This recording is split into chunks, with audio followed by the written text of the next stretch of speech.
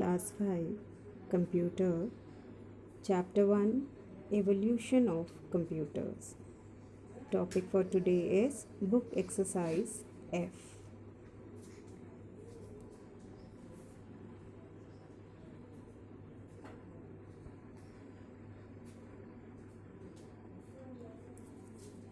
Good morning, dear students. Hope you all have done your homework and revised it well. Today is the last exercise of this chapter that we are going to complete today.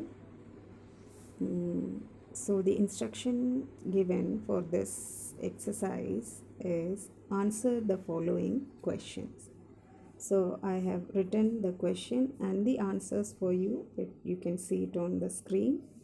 This you are going to write in your copy neatly and keep revising it well for your exams. So the first question for this exercise is list the characteristics of computers. There are in the book it asked for only two, but you can learn all these. For a long question you may be asked many you may have to write many characteristics of the computer. So I have written all the characteristics here, so you write this in your copy like this. So the answer for this question is the characteristics of computers include number 1, the speed, because it can work very fast. Number 2, accuracy. Its work is always perfect and correct. It makes mistake when humans make mistake in giving commands. The third characteristics is reliability. It is trustworthy as it performs well consistently. Without it will work continuously for you.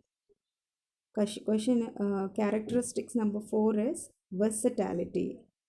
Versatility means it can do many different tasks, not only in one particular field, for many different fields.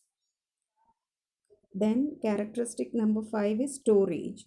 It has the capacity to store large amount of data.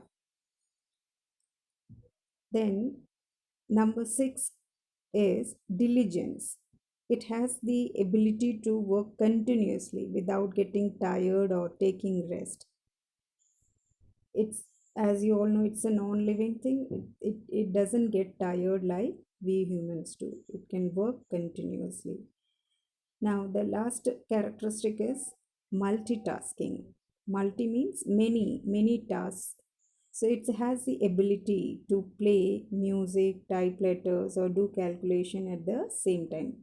There are many more activities which it can do at the same time. So now we come to question number 2. State the difference between the second generation and third generation computers. We have to write down the differences between these two.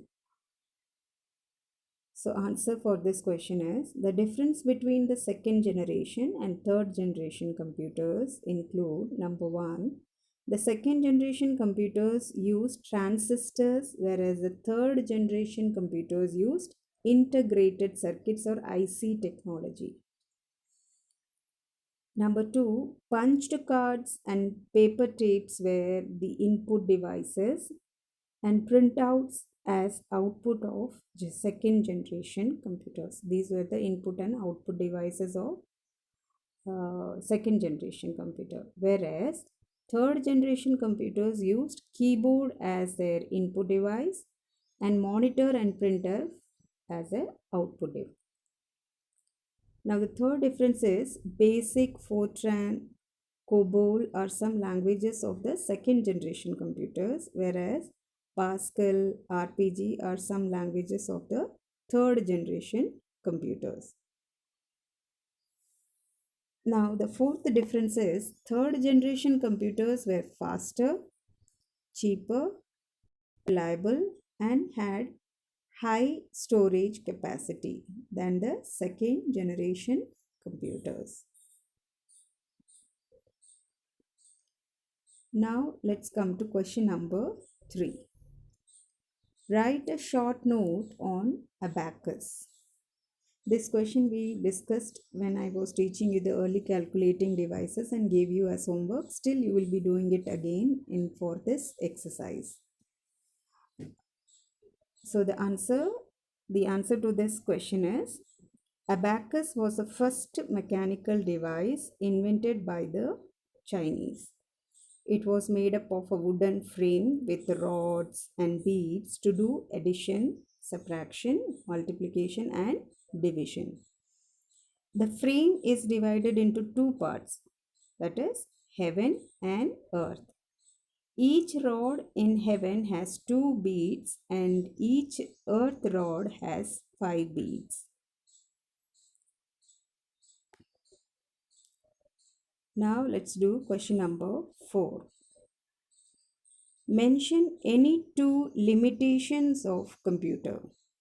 Any two limitation means any two disadvantages of computer. So here the two limitations of computer are: number 1, dependence on power. A computer cannot function without electricity as it is an electronic machine. This dependence means this depending of the computer on power, electricity, makes it costly, because without the power, without electricity, as much as you use the computer, the electricity consumption is more, so it makes it very costly. Number 2, incapability to think. It cannot think. The computer cannot think and take decisions on its own in case of any errors. Like if we humans make mistake, we take another alternative steps. If this step is wrong or incorrect, we correct ourselves by taking another step. But the computers cannot do these kind of taking decisions on their own. It needs instructions at every step. If there is any mistake, we have to tell the computer, okay, this has been given a wrong result, so you do it like this. So this instruction has to be given to the computer by humans. So it had this limitation, this disadvantage of incapability to think is another limitation of the computer.